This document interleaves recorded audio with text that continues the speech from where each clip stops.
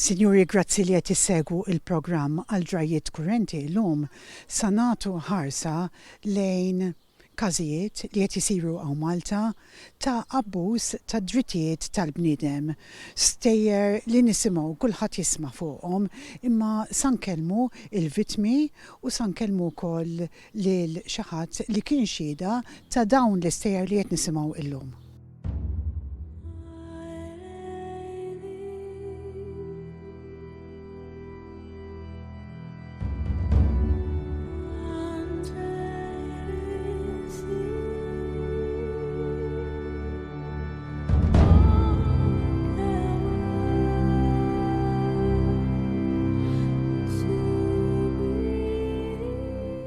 Mary, thank you very much for speaking to us today. Can you describe the day that you found these ladies, gentlemen, outside in Hamron? Well, I'd heard that there was a problem because I already knew some of the ladies before, because at one point a few months back there'd been a lady who'd been living in the same house, and she'd been finding it very, very difficult because it was mixed, ladies and men. She had a slight disability, and she was finding it very difficult because people were laughing at her, and she just had to get out of the house. So for a very short amount of time she came here, and she lived here and then found alternative accommodation, and that was it. So I did know about the house, and I knew about the ladies. So on that day we'd got a phone call quite urgently saying that there was a big problem, they were being threatened. And so two of the ladies, they brought their cases here, and they said that there'd been this threat that if they didn't pay this, suddenly €280 within the day almost, then all of their things were going to be thrown on the street. So they'd managed to bring some things here. A lot of the other things had been left behind, and so I just went out in my car and I drove down the street, and there I saw everybody outside, just looking like shocked rabbits really, with all of their suitcases. There were suitcases, dustbin bags full of, just everything, food, all their possessions just there on the street. Honestly, I was very angry to see that people could treat, fellow humans like that. So I just got very, very angry. First of all, we went down to the police station. Some of the girls came with me as well, and we tried to see whether there's anything we could do at the police station, but it's a civil matter, so the police were not necessarily concerned. May I ask, what about the threats from the landlord? Well, this is, obviously I hadn't been threatened, but the girls were very worried. Everybody was worried. Otherwise they wouldn't have left. They had no reason to leave. They were it was legal for them to stay, but they took the threats seriously. So when we went to the police station, we did show the threatening messages, I'm going to show no mercy, and, you'll see who I am, as you said, which I would take very serious as well. But I think especially when you're not in your own home country, you don't have a circle of friends, you don't have any support. I just kind of imagine what I would think if my girls, who were in their 20s, were in a foreign country and someone was threatening them. So, but the police did actually phone up the owner, or whoever it was that they phoned, and I was just told that somebody would have to make a report, otherwise there was nothing the police could do. And these people are very frightened, I have to say. Well, they're frightened, and I think that they're in a very precarious situation. When did you arrive in Malta? 7 December. And how did you get your job in Malta? My agent applied for it. You went to an agent? Yes. In your country? Yes. And applied to come to Malta? Yes. And what was the process with your agent? He applied for my work permit, and from here I got work permit, and then I have to do my biometric in Delhi, and then after that I got my visa. And did you have to pay your agent? Yes. How much did you pay your agent? I paid my agent €8,000. €8,000? Yes. How did you find this agent in your country? I found him through Facebook. Through Facebook. And you went to him? Yes, I called him and I went to meet him. He said after you get visa, you will start your work after arriving at Malta, and your basic is €1,000 Okay. basic. Tell me a bit about your life in your country. What were you doing in your country? I was studying, and I just joined my bachelor. Why did you choose to go abroad? To make some money, to support my family, to make career. Now I have to point out you have absolutely no problems with your employers. Yes, sure. But I also have to point out that you're quite experienced because you were working in Dubai before you came Yes. here. So I have to say you're very switched on about what you're doing. All right. Tell me about your accommodation, please. Yes, before I come to Malta, I have to make arrangement of my accommodations. So I check on the online like a marketplace, everything. That time I didn't feel it's good for directly paid online. That's why I book on online as a booking.com for the hotel. I book hotel for 1 month and I'm staying 2 weeks there in St. Julian's. Then I can search here locally on the Facebook marketplace. I found an agent for this accommodation in that Hamrun. So I check this is bed space, shared room. Then I take this one. I make an agreement. It's 200 means 175 is the rent and 25 is the utility bill, and it's for a 6-month contract, short-term contract. So I sign the contract. Then I'm staying there. Did you pay an agency fee to the estate agent? Yes, I paid 120 euros for the agency fee and 175 the deposit and 200 for the first month rent. And all rent is I paid before the month. If I'm staying this month, How much was your output before you stepped inside the home? yes, it's a 200 plus 175 plus 120 Okay. I paid. So that was before you went into the house, Yes. and that means your first month was paid. Yes. So the first month went by and you had no problem. Tell me about the accommodation when you arrived. Yes. What was it like? When I arrived, the accommodations like is there's nothing is facilities there, and everything is still new one. Means no, they making renovation. Even kitchen, washroom is not good that time. But I'm staying there. Day by day, the people's also coming there. Around that time, 30 people's there before I'm staying that time. 30 people in one Yes, house. everyone coming. But even a month, every month, some people's coming, some people's going like this. But I'm still staying there. Okay. So how many beds in total in the whole house? Whole house have 40 beds. 40 beds. Yes, yes. We more than 30 people use one kitchen, and there was not enough chair to sit on the kitchen. They've got no spare money. They can't just book a hotel. They can't just, they can't just find something, pay a deposit, find somewhere new. They were literally on the street. And no source of income, from what I understand. Yes, for most of the girls. I mean, I don't know for the men because I just took the girls. No income at all. How much did you get paid?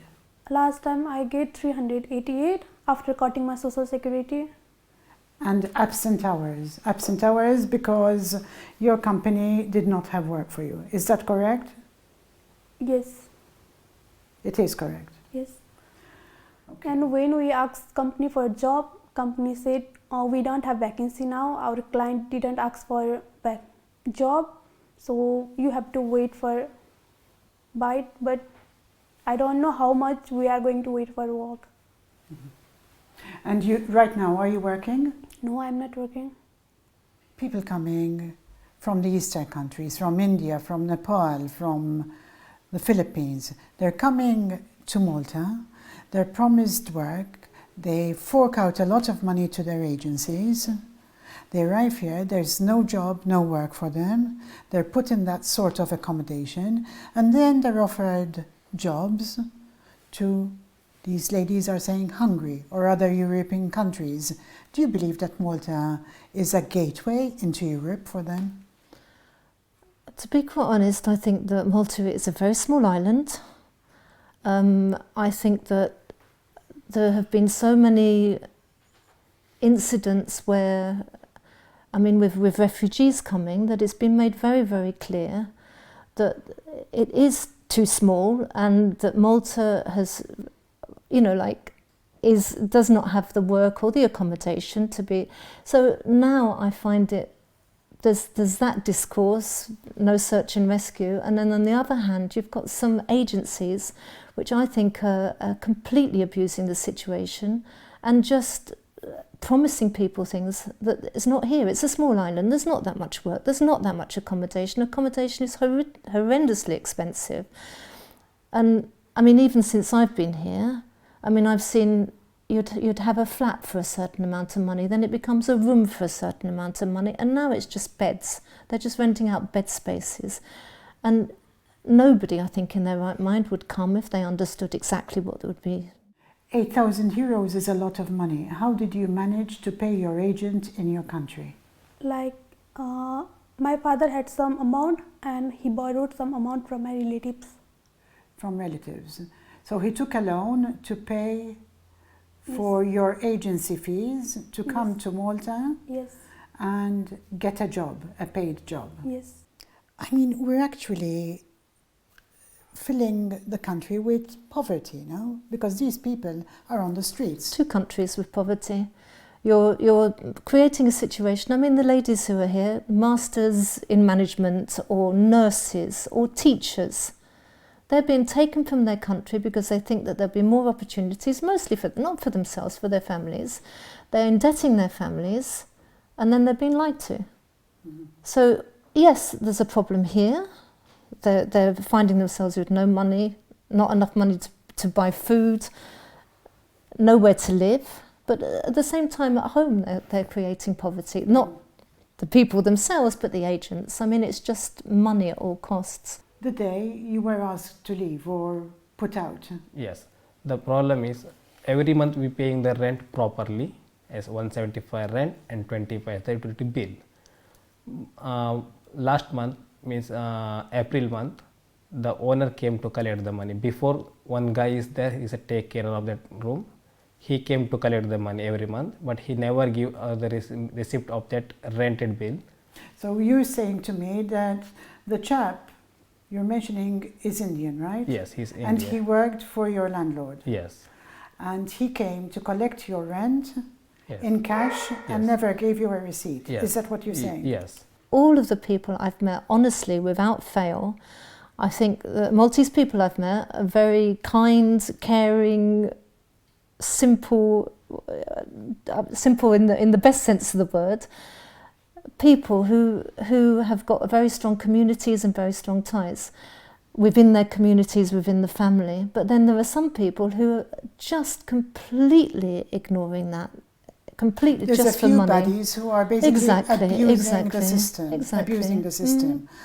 I mean, this is, I mean, it's against human rights, completely against human rights. I think it's 100% illegal to be charging people for employment. As far as I understand in Maltese law, it's illegal for recruiters to ask for any money. And I mean, let's say unethical, the highest level, to be bringing people and offering them, telling them they'll be having a job with a certain amount of money, and then when they actually come here, the reality is very, very different. How are the girls managing without working? A lot of them are not working. Yes, a lot of them is not working there because they're waiting for the still job, because they came to work but they still did not get the job. Difficult to stay there, even for the food also. They are taking the money from the home country for surviving here. At least these people have to be understand what they feel, because they know the condition of that guys who's staying there, but they don't think about anything. They want only money, and they even did not give the time for at least they arrange the money. No, they want on the spot, otherwise go outside. So this is difficult for everyone. What do you call this whole process? It's like a very, very wide net. I mean, it's all over Europe, because I understood from one of the girls that her brother is in Portugal and is being treated more or less in the same way. So we're going from Europe, we've got Malta in the center, and then we've got all the countries in the Far East. What are your comments about it? I wouldn't say it's not human trafficking, it's not smuggling, it's something in between, which I would say it's organised exploitation. And I think that there's a lot of people in a lot of places who understand that there's money to be made when by promising things that don't exist. And unfortunately, I think that many people also think that Europe has high standards of legal standards. We have maybe high, I don't know, democratic standards, whatever it is that we tell the world that we are. People think that they can trust coming to Europe. They'll find like a good job, they'll find possibilities of education, whatever it is. And in fact, what we're selling is lies, basically. Now, I know there are some other girls that we've encountered and that are here with us today, but because of the level of their communication in English, they can't really tell their story. Can you tell me something about their story, especially if it's different to the two we've heard? I'd say the main difference is that they're paid even more. They've come from South India. From Kerala? From Kerala, that's right. And they've paid 10,000 euros each. And so far they've been here for 4 months and they have no job at all. And on the spot he wants the money. And when we asking for the rights, then he is shouting, leave the room, otherwise he put our luggage, everything in the garbage. He throw outside. He behave us too rudely. And on the group chat, they're giving too much threatening messages for everyone, not for only one guy, to everyone. I have here a copy of a message that he sent you on a group chat where your landlord said, and he threatened you. He says, if one of you tries to mess up with me or bring me some kind of excuse or play with my nerves, I will show them who I am. I will show them who I am. He basically is demanding that he comes to you on that day, on the 31st of March, and you've got to pay him 283 euros. And he says, so make sure to prepare the money and queue up to pay your responsibility. Today, I have left you peacefully, but tomorrow I will spare no mercy, he says to you. Yes. On 31st, he came at the afternoon at 1 and he said, who is ready to pay the rent can live here. Who is not ready to pay the rent, you can leave the apartment. Just pack your bag and go. And he want, if there is no one in their room, he said some guy to put their luggage outside the road.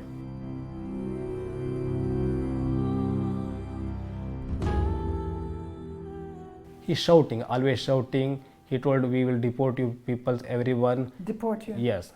Then all guys getting worried about them because the people don't know the rules here.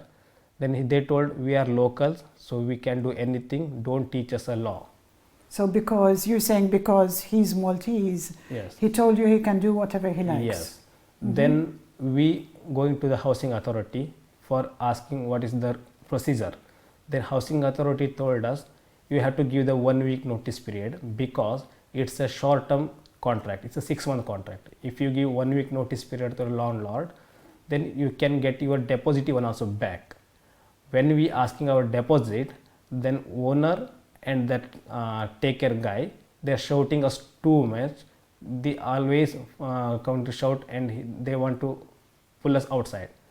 Then last moment he came on 31st March. He told 1 o'clock he want to be clear all the guys in the room. Then some guys, they don't have money to go outside. That's why they paid the rent, even that 83 euro plus because of the owner shouting, that's why. But 15 people, they told, they asking that time. Give us 3 days, 4 days, 1 week time to pay it. But owner directly told he will not give only 1 day even also. He have to pay the money now, otherwise he put outside everyone. Then after 1 hour, they take all luggages, he put on the street.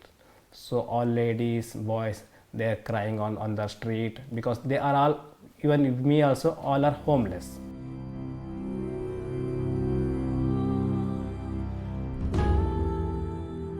We don't know specifically what the problem is, but we are aware that there are a lot of third country nationals living here, being brought over, and quite a lot of them without work. But nobody's really done anything about it. How do you see this situation sorting itself out? Well, I think questions should be asked a little bit to see whether or not the number of work permits that are being asked for actually correspond to the amount of work that exists here. I think there should be a stop, personally, to continuing to put more and more people in the same situation. It should be understood that, of course, if there's a job and if there's no Maltese person who wants to take that job, then there should be opportunities for anybody to come here and take the job, but it should be for a clear job. The accommodation, from my point of view, is be reasonable. You know, don't be greedy. As I said, from renting a flat to renting a room to now renting beds, okay, if you say there's one room that's €500 and people choose it, in fact they have to pretty much share, because nobody, when they're earning nothing, or I don't know, 300 some have had 150, I've heard, that they've got in a month. How can they be paying for a room themselves? Okay, let people share if they have to, and that's a choice, because most of the priority is to be sending money back home. But don't exploit people. What about regulations like fire and safety in such a small amount of space that's accommodating 40 people living there? Do they have planning permission? Do they have health and safety exits? I mean, I think the housing, for me, the housing authority have tried very hard to protect tenants' rights. That's why now there's the contracts, and they're quite firm about that. But I think there should be some system of being able to complain without having to take a lawyer, that you can complain directly, that people can be made aware that a certain accommodation or certain landlords shouldn't be allowed to continue giving out contracts if they're abusing. We heard that Malta is a safe country for everyone.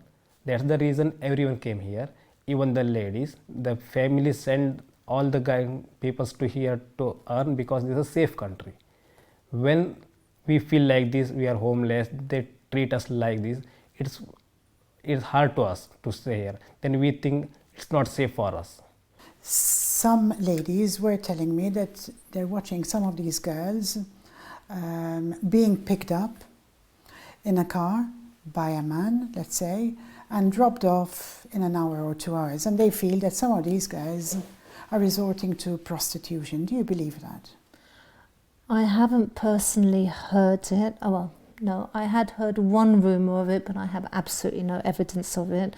But to be quite honest, when you're driving people to absolute desperation, then that is the worst thing that could happen. Again, like I say, I think of my daughters. I would hate to be in a situation where I knew that my girls were somewhere being put on the street or being made completely penniless. I mean, I don't know, I think it's unforgivable.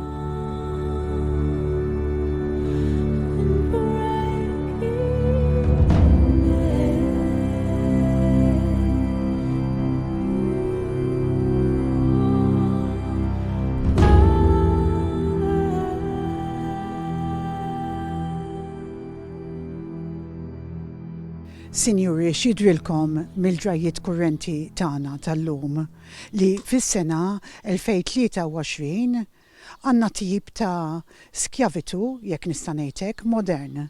Ibatu l-kummenti tagħkom fuq in-numru li jidher fuq l-iskrin. Jiena Hogg għal Net TV.